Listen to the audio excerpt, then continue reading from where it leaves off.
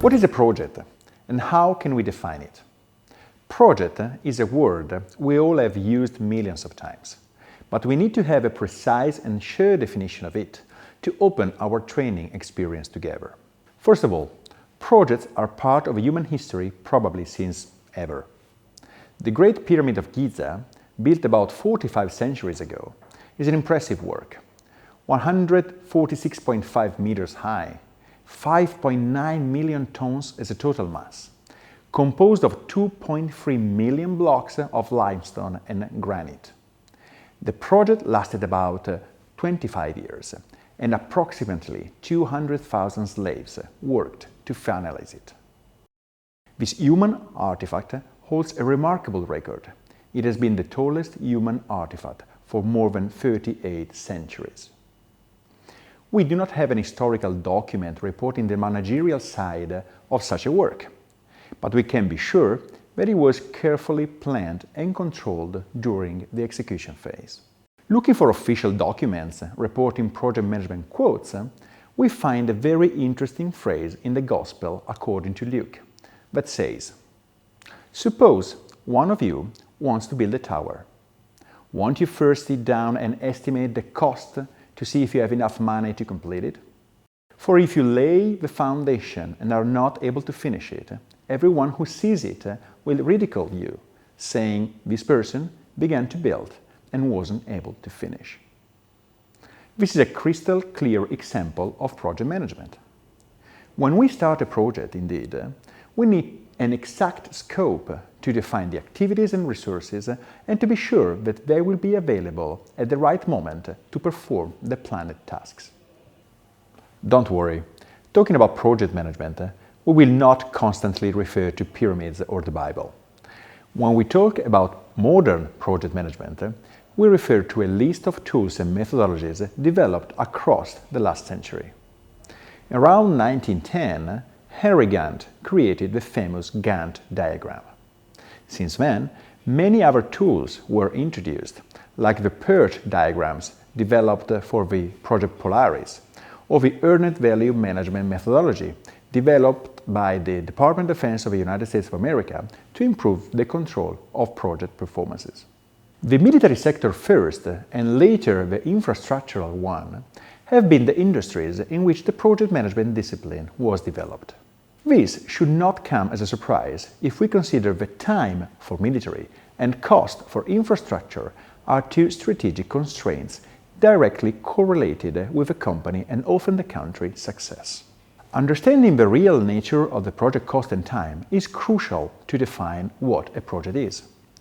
Probably many of you have heard before that any project can be described through the iron triangle.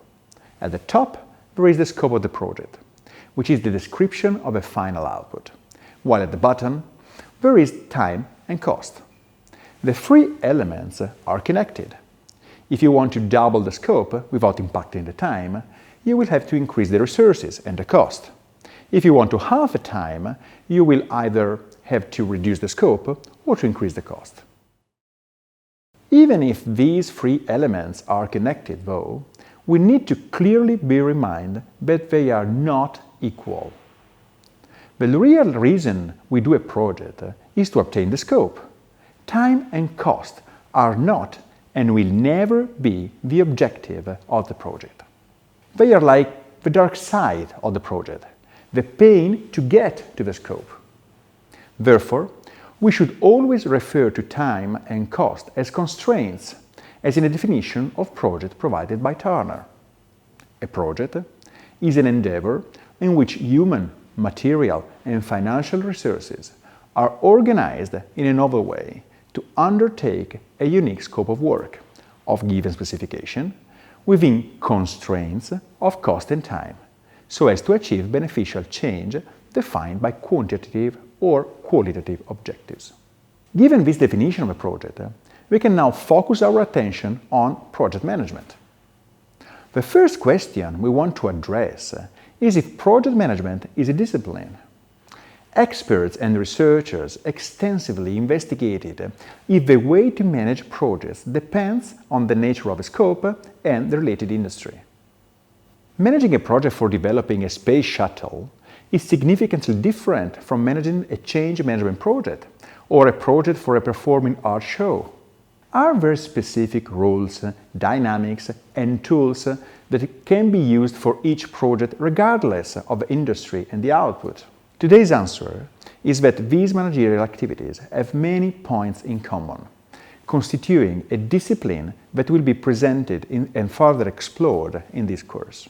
An essential contribution to the affirmation of project management as a discipline was given by multiple organizations born to define a common language and a shared approach to project management.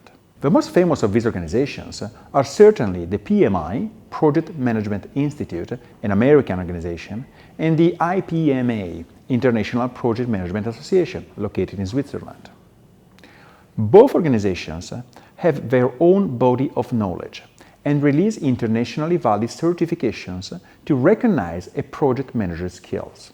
These associations' first and major contribution was precisely the recognition of project management as a discipline. In other words, as a set of rules, dynamics, and methodologies that do not depend on a specific context but are valid for each project.